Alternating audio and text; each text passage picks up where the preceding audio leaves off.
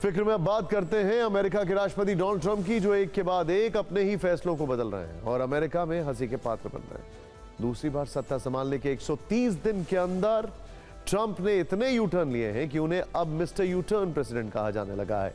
Trump हड़बड़ी और बड़बड़ेपन में कोई बड़ा फैसला लेते हैं और फिर खुद ही उस फैसले से पलट जाते हैं। बात चाहे टैरिफ की हो या बर्थ राइट वाले फैसले की हो, ट्रंप ने अपने फैसले से कई बार यू टर्न लिया है। पिछले कुछ दिनों से तो ट्रंप की मुश्किलें बढ़ती ही जा रही हैं। एक तरफ इलॉन मस्क से उनकी दोस्ती टूटने की खबरें हैं, तो दूसरी तरफ विश्व कूटनीति में पुतिन ने उन्हें फंसा दिया है। यानी ट्रंप का बड़बोलापन और क्रेडिट लेने की भूख अब उन पर भारी पड़ने लगी है। ट्रंप का दूसरा कार्यकाल शुरू हुए अभी 4 महीने हुए हैं, लेकिन उनकी नीतियों को लेकर विवाद और कानूनी चुनौतियां कम होने का नाम नहीं ले रही हैं। ट्रंप इतने दबाव में है कि वो अपने 11 फैसलों को खुद बदल चुके हैं। वो किसी दिन अपने फैसले को गेम चेंजर बताते हैं और अगले ही दिन उससे पलट जाते हैं। इसके अलावा ट्रंप के फैसलों के सामने कानूनी अड़चनें भी हैं। अब तक अमेरिकी अदालतों ने ट्रंप प्रशासन के कम से कम 180 कार्यकारी आदेशों और नीतियों पर स्थायी या अस्थायी रोक लगाई, जबकि ट्रंप प्रशासन के आदेशों के खिलाफ 250 से ज्यादा याचिकाएं दायर की जा चुकी हैं। ट्रंप को लगता है कि वो कुछ भी कर सकते हैं, कोई भी फैसला ले सकते हैं और पूरी दुनिया को डरा सकते हैं। इसी आत्मविश्वास में वो अमेरिकी नागरिकों से लेकर विदेश नीति तक अजीब फैसले लेते हैं, लेकिन जब विरोध बढ़ता है तो ट्रंप तुरंत अपने फैसले से पलट जाते हैं। टैरिफ वाले फैसलों में तो ट्रंप ने यू टर्न का नया रिकॉर्ड बना डाला। उन्होंने कई बार टैरिफ वाला ऐलान किया और फिर उसे वापस भी ले लिया। अभी तक वो टैरिफ पर कोई फाइनल फैसला नहीं ले पाए।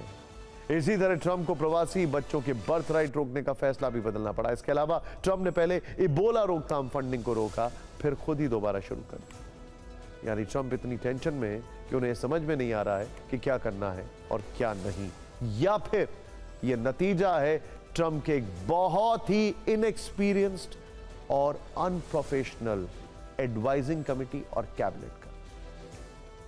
इलॉन मस्क के डिपार्टमेंट ऑफ गवर्नमेंट एफिशिएंसी यानी डॉज के चीफ से इस्तीफा देने के बाद दुनिया भर में शोर है। क्या ट्रंप और मस्क की दोस्ती टूट गई? जिन मस्क ने ट्रंप के प्रचार में 2100 करोड़ रुपए का चंदा दिया था, आखिर वो ट्रंप से अलग क्यों हो गए? क्या वो इलॉन खुद को हो रहे करोड़ों के नुकसान की वजह से ट्रंप से अलग हो गए? जिस व्यक्ति को ट्रंप ने अपने परिवार का सदस्य बताया था, जिनके बेटे को ट्रंप खुद चुनावी रैलियों में लेकर घूमते रहे, उस व्यक्ति से ट्रंप की दूरियां क्यों बन गई? इन्हीं सवालों के बीच आज रात 11 बजे ट्रंप और मस्क एक प्रेस कॉन्फ्रेंस करने जा रहे हैं।